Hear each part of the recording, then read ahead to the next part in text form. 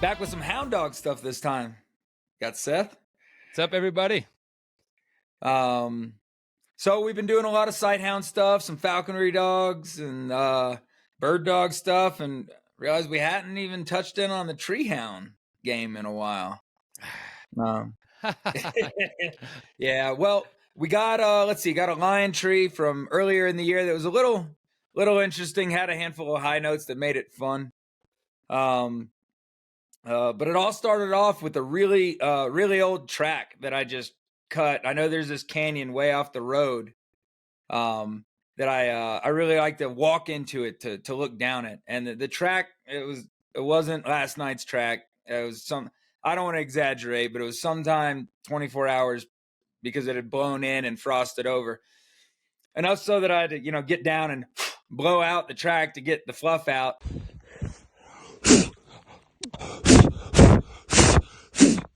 There we go. That way. The way I came. I know everybody has their own technique. That's mine. I like to try and blow it out. If I stick my fingers in, I kind of make divots and can't tell which way it's going. So then followed the track out to the road and then had my buddy bring the vehicle around with the dogs.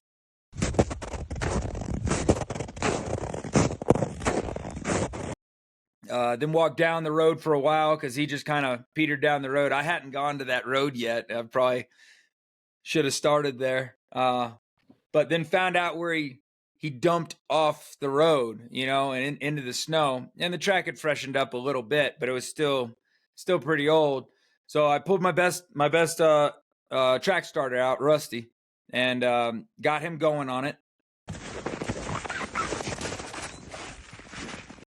And he didn't bark for a while, but he'd mark and stick his nose down in a little nose holster down in each of the little tracks until he got far enough out, and he started blowing. I put my other dog down with him. It was just Rusty and Sammy, some of my two best dogs. And the idea was, as always, I always like to get my track starters going, get them sounding off, let them, what I like to say, pick up the signature of that lion, and really, get his pattern and the way he moves through the underbrush and anything, and then dump my young dogs to him so that they can learn. And that was the idea. I thought he was going to meander down the canyon for a little while, but he didn't. Like, he went right off the road, made a right-hand turn, and dove off the cliff face. And we didn't have time to get the dogs to him. They couldn't hear him. They tucked up underneath and went away. And when I tried to put the pups to him, they took off running the wrong way. And then by the time I got them started on the track, they got up to the really hard cliffhanger stuff. And they were good enough pups to where they could have made it if they saw veteran dogs going. Yeah. But they, on their own, it was, taking, 24-hour-old scent off a rock. It just wasn't happening, So then we loaded everybody back up, and cut all the way around. And I like to run with the dogs if I can. I get my butt kicked plenty. I'm not trying to brag and say I could always keep up with them. Yeah. But when I can, I really try, and I, of course, cut the corners, so if sometimes there'll be a canyon and they'll go down the canyon, and I just go straight down it, So I'll cut the corners off so I can keep up with them. And of course I have the Garmin. So if I see them bail off and in the canyon, turn around, I know where I'm going, but I feel like I'm doing something special. It's fun if to I'm run running with them. It's super fun. Oh, that's how we did. It's an absolute blast. Yeah, it's awesome when you're out there with them on the ground. You feel like you're way more of a part of it, and that's it's cool on horses and mules too. But they're expensive and a pain. My legs are attached to my body, So yeah. And I couldn't use though. I love the horses, but where I was, I wouldn't want to use the horse or a mule just because it's what we call like a rock slide. And I'd be lying if I said if I knew exactly what it was, but I imagine it's where, just the glaciers or something like that brought some rocks down and deposited them all, or some other kind of geographical. I don't know, but these rock slides are where there's just 100,000 rocks the size of a basketball, a jagged basketball, and it ain't happening when there's 6 inches of snow on it. You know, the horses. Yeah, yeah. You know, I almost break Yep. my dang legs. You know, the horses for sure would be in trouble. You know. Yep. Yeah, yeah.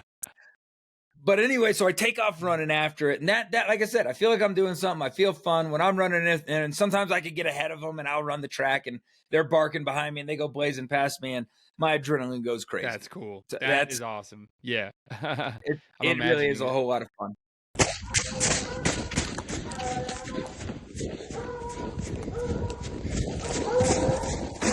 But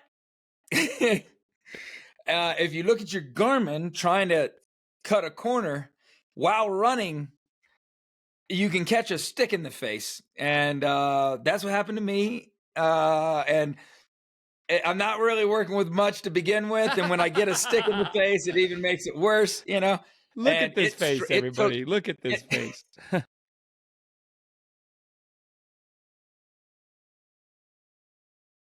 It took me off my feet. It clotheslined me like right here. Dang. It like hit me in the cheek. Thank God. And then just pushed my cheek up into my eye, you know. And right about there is when I went back. My feet went up. My back was the first thing to hit, you know. And I just I laid there feeling sorry for myself for a little while, you know. And yeah, lucky I didn't hit your eye, like you said. Oh, that would suck. Yeah, I didn't have glasses on or sunglasses or anything. Like it just happened to hit my cheek and then move up into my eye. And my eye kind of swelled up a little bit like a day later, you know. But like, yeah, it would have been really bad if it caught my eye. Luckily, it was just my cheek, just my face, not the important stuff. And but pushed up into my eye, clotheslined me, and I hit the ground and got up. And I beat the stick up, Seth. That ain't gonna happen no more. You know, I was so mad I broke it off the tree. You weren't that upset in the moment because you know you're a podcaster, but now that you have a YouTube show, you're sad. Yeah. Yeah, there you go. But I was so mad I tore the branch off the tree and broke it over my knee like I was doing something and took off after the dogs again. And and it dropped down into another canyon. It went on for a while, and I felt way behind. I'm not gonna lie, I felt way behind. Oh yeah. And but finally got there, you know. And I was watching the dogs because I was starting to get worn out. I'll be honest. At that point, I wasn't running anymore. I was walking fast, a brisk pace, briskly walking. Yep. And but the way it was is it was down a canyon, and the dogs would tree for a while. And then they would like loop out, and those ran lions or bobcats long enough, and they loop out, and then they'll get back on the track, and they run down the track again for a little while, and they kind of get lost, and they went off to the side over here and would tree, and they'd loop around and hit the track again, and then run down the track, and you know, and I'm like, it's getting tricky in there, you know. So that kind of made me feel a little bit better that they didn't want to leave it, you know. And what had happened is it went down and then down the canyon. So it wasn't at the very bottom of the canyon, and it kind of went up to a tree, and then the tree went out over the canyon, you know, even up past on the other side. So the dogs could source it from below and would bark for a while, but they didn't have the tree, and it was just pouring down on them, you know. But then they didn't really quite, then they'd go to the tree, but the odor wasn't there. The odor was over there, you know, and it was kind of over a ledge just a little bit. So then they would go over underneath the rock ledge and we're treeing there. So they knew they had it in there somewhere, but didn't know exactly where it was. But when we got in there it was. It was up the tree, and I saw it, you know. I could have walked up there and slapped it, you know, just because of the angle. And one of my dogs did end up climbing up it. And let's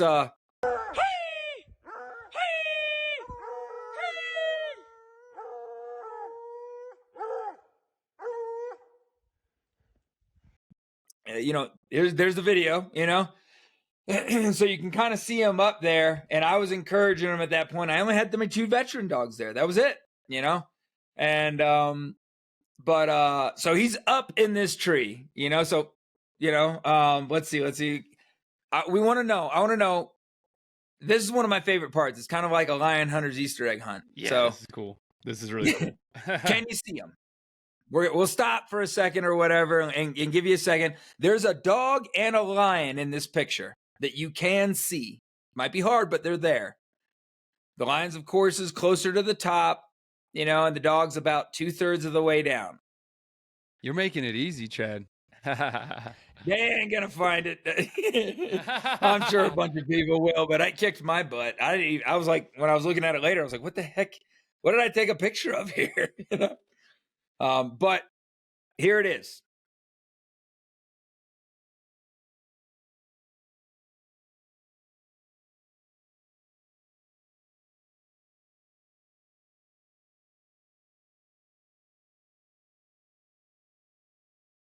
So there they go. You got your fingers there. There's That the was lion. crazy. And I didn't see him. Yeah, I didn't. Yeah, I didn't either. But you could see that dog. You definitely see the silhouette of the dog. And that dog's name is Rusty. And he kind of matches the color of the bark just a little bit because he's within the bushes there, or the pine. He's got camouflage. I think it's a ponderosa. Yeah. Yeah. So there he is, and so we got to the tree. I got to the tree and looked up. I was like, okay, he's there, but I was in a canyon, so I couldn't get any cell service. So my buddy who was there at turnout and hunting the whole time, I wanted him to come in with some puppies and they could get a little tree time, and then we just let it go, Yeah. And so I tried to come out, and I kept having to go further. And I'm like holding my phone up in the air, trying to get some reception. And I'd come out a little bit further and come out a little bit further. And on my way out, all of a sudden I hear the dogs erupt and, the two dogs go crazy. And I was like, oh God, is it running? And I thought it was running. And I was like, okay, maybe they just climbed up and like fell out or something, Yeah.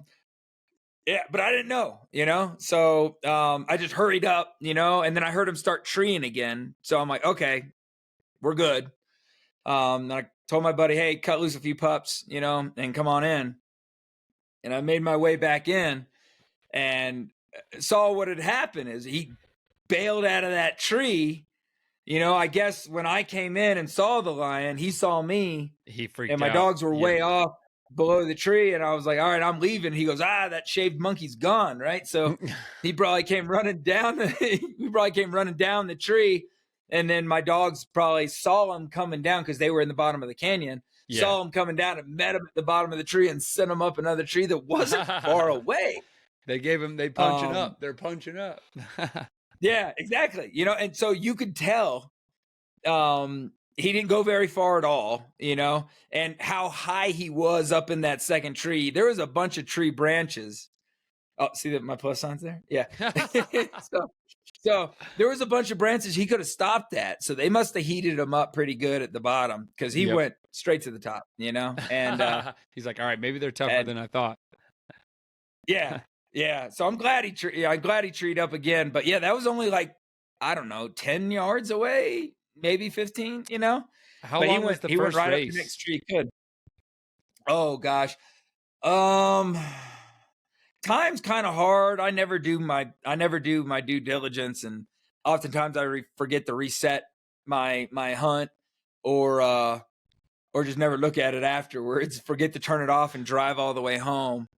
And I'm not, and there's some guys out there that I think will drive all the way home and say, oh, look, 37 miles or whatever, and they're claiming the ride home as part of their track race. So I'm not going to lie. I for sure, I don't know how many miles it was, but time wise, it took us a good 4 to, I don't know. I'll round down 4 to 5 hours to get that one treed.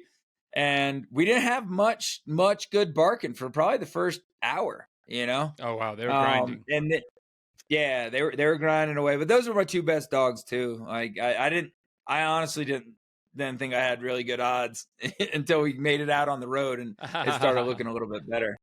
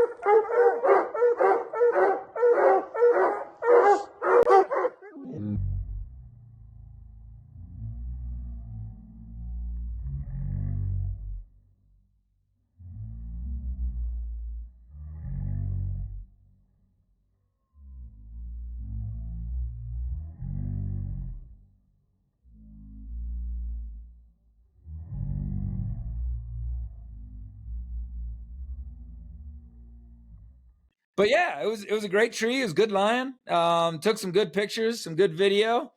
We got some good slow-mo, and you could see the canyon that we're down in. I really love the Red Rock stuff. Beautiful country. Beautiful.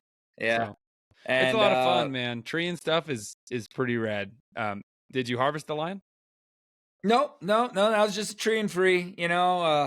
I of course had tags for it, but I wanted to tree it again, of course, and have some more fun with it. So just got to take some pictures of a good looking lion and listen to my buddies complain about not calling them out, but it is what it is, like you gotta be there, but he could have gone up on the wall with the other two, but like those are, I only like to tree them when like something really special happens. And both of those have really awesome stories. I guess I could tell the story about how I, clotheslined myself on a very aggressive ponderosa tree, Nature was getting its revenge on you. Yeah, they got their upper hand for part of the day there. But yeah, that was that tree. It was a really good time, and I really like this picture there at the end. That nice horizontal photo, that's what it's about there, It's well, first of all, HXP TV, there's many more to come. We like to keep these episodes short and sweet, and this one's perfect, right around 15. So you guys, well, actually it'll be a little more, but real close. Chad's got tons of video. I had to learn, Chad, to get better at videoing. I used to never pictures, never video. And before I worked for Houndsman XP, I started taking pictures. And once you get into that habit, it's great. And so, guys, there's many, many more hours of good content coming from Chad's dogs, my dogs, Chris's dogs. So, yeah, stay tuned, everyone. Chad, I love a good tree race, man. I guess that's what you call a tree hound race. But race. Yeah, but yeah, from a side hound guy, you'd have to specify, like true. Houndsman, we just call it a race, but like, people say running dogs in the scent hound world. They say running dogs, and I'm like, those aren't running dogs. Not the same, but it's a jumbled heap of awesomeness. They're all you guys blessed. Know what to do. You guys hit that like button, hit that subscribe button, share HXP TV around. That's how we grow. That's how we stay in business, you guys. So I really appreciate it. Check us out on the Patreon page, you guys, patreon.com/Houndsman XP. That's where you're going to find all kinds of raw bonus content there, stuff that we can't air here on YouTube. We put on the Patreon page, and patrons always get the raw, unedited footage first there, plus tons of bonus material. There's over 70 bonus episodes there. So go check us out, you guys. We really appreciate you all being here with us at HXP TV, and we'll catch you next week. Thanks. Later.